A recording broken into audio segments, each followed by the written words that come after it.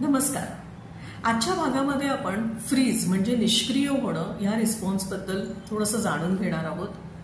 धोका आला किंवा एखादा धक्कादायक प्रसंग आला त्यावेळेला जर मी रिस्पॉन्स फ्रीज चूज केला तर तो का, कशामुळे, माझं वय काय आणि मी तरी सुद्धा निष्क्रिय का आहे याचा उगम कुठेतरी लहानपणी किंवा पूर्वायुष्यात किंवा आपल्या अँसेस्टर्स, आपल्या वंशामध्ये तो त्या पद्धतीचा रिस्पॉन्स घेण्याची एक रीत आलेली आहे आणि म्हणून आपण फ्रीज हा रिस्पॉन्स चूज करतो.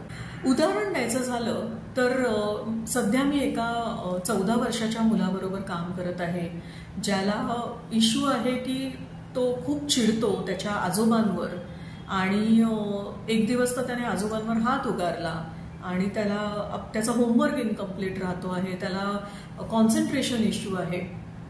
आणि जेव्हा आम्ही काम करायला लागलो त्यावेळेला त्याच्या रिग्रेशनमध्ये, म्हणजे जेव्हा आम्ही त्याला भूतकाळात घेऊन जातो तिथे एक अशी एक घटना समोर आली की जेव्हा तो 10 वर्षाचा होता तेव्हा घरातल्या प्रॉब्लेम्समुळे आई वडील सेपरेट राहत होते, म्हणून आई आणि त्याने मिळून घेतलेला निर्णय की बेटर मी हॉस्टेलवर राहील. पण 10 वर्षाचं कोवळं मन जेव्हा हॉस्टेलवर राहायला लागला त्याला खूप वाईट वाटायला लागलं, खूप सॅड फील करायला लागला.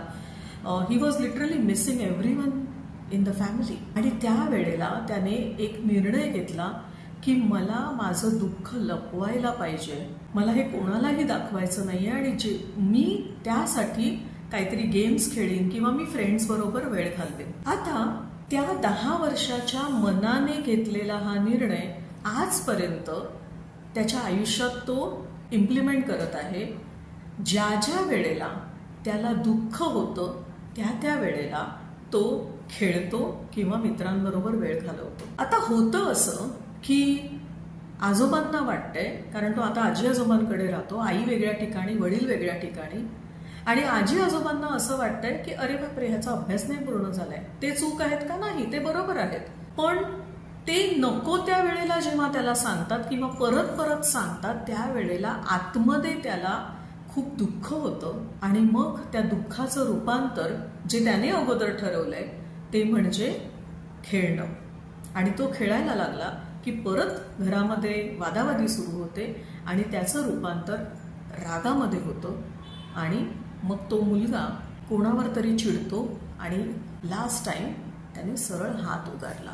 आता या घटनेचा आणि निष्क्रियतेचा काय संबंध आहे तर त्याने फ्रीज हा ऑप्शन चूज केला की त्याला जेव्हा जेव्हा दुःख होतं त्याने ते आतमध्ये घट्ट दाबून टाकलं आणि त्याने चूज केलं की मी सोंग करेन, की मी ठीक आहे आणि मी गेम खेळणार. म्हणजे जिकडे त्याने ऍक्टिव्ह राहायला पाहिजे, म्हणजे अभ्यास करणं आवश्यक आहे किंवा योग्य वेळेला त्याने ज्या गोष्टी करणं आवश्यक आहे, पण त्या वेळेला जेव्हा त्याला दुःख वाटतं, सॅड फील होतं, तेव्हा ऑटोमॅटिकली तो गेम खेळायला लागतो.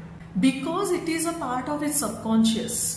कारण आपलं आयुष्य हे सबकॉन्शियसने चालतं. कसं तर रिस्पॉन्स हा नर्वस सिस्टीम मधनं येतो आणि नर्वस सिस्टीमला सिग्नल्स कोण देतं तर ब्रेन देतो. आणि ब्रेनला असं नर्वस सिस्टीमने मुवमेंट व्हायला पाहिजे ह्याची इन्फॉर्मेशन कुठून येते तर आपल्या अंतर्मनामधून येते.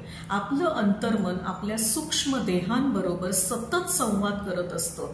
म्हणजेच कारणदेह, सूक्ष्मदेह, ऊर्जेचं आपलं वलय आणि शरीर म्हणजे ब्रेन, या चौघांबरोबर सतत संवाद करून अशा प्रसंगी मी कसं वागायचं हे अंतर्मनात अगोदरच ठरलेलं आहे आणि ते अगोदर ठरलेलं आहे त्याप्रमाणेच आपली नर्वस सिस्टीम आपल्याला आपल्या तर्फे, म्हणजेच आपली बॉडी किंवा आपले शब्द त्याप्रमाणे ते आपण वागायला लागतो. त्यामुळे फ्रीज हा रिस्पॉन्स हा खूप अगोदर काहीतरी झालेलं असतं, त्यामुळे तो येत असतो. मग तो धोका कधी कधी एखाद्या धक्क्यामुळे लागलेला असतो. मग तो धक्का एखादी जवळची व्यक्ती गेल्यामुळे असेल, जवळचा आपला पाळीव प्राणी गेल्यामुळे असेल, जवळची आपली खूप प्रिय वस्तू आपण हरवल्यामुळे असू शकेल, एखादा ऍक्सिडेंट बघितल्यामुळे झालेला असू शकेल, कोणताही प्रसंग. कारण धोका एखाद्याला केव्हा कधी कसा वाटू शकतो किंवा धक्का कोणाला कशामुळे वाटू शकतो ह्याची व्याख्याच खूप वेगळी आहे. एखाद्या लहान मुलीला जर कोणी खेळायला घेतलं नाही तर I feel left out and that is why I am feeling sad and I feel frozen. असे प्रसंग देखील आम्ही रिग्रेशन थेरपीमध्ये अनुभवले आहेत. आणि मुख्य म्हणजे ज्या वेळेला आपण फ्रीज हा रिस्पॉन्स चूज करतो त्यावेळेला आपलं चैतन्य आपण गमावून बसतो. कुठेतरी ते चैतन्य गोठतं. म्हणजेच काय तर आपलं चैतन्य म्हणजेच आपला कॉन्शियसनेस हा आपल्याकडे संपूर्णपणे नसतो. आणि त्यामुळे हा फ्रीज रिस्पॉन्स आपण केव्हा कधी कशामुळे कोणत्या प्रसंगात कोणत्या व्यक्तींच्या बाबतीमध्ये आपण निष्क्रिय आहोत हे अवलोकन करणं खूप आवश्यक असतं. बऱ्याच वेळा असं होऊन जातं की आपल्याला वाटतं अरे तेव्हा मी असं करायला पाहिजे होतं आणि मग त्याचं रूपांतर अपराधीपणामध्ये होतं. त्यामुळे जर आपण दररोज आपली अवलोकनाची सवय लावली की आपण कुठे निष्क्रिय आहोत, आपण हा निर्णय घेण्यासाठी का पुढे जाऊ शकत नाहीये. 39 वर्षाचा एक व्यक्ती माझ्याकडे आता थेरपी घेत आहे. त्याचा मुलगा 5 वर्षाचा आहे.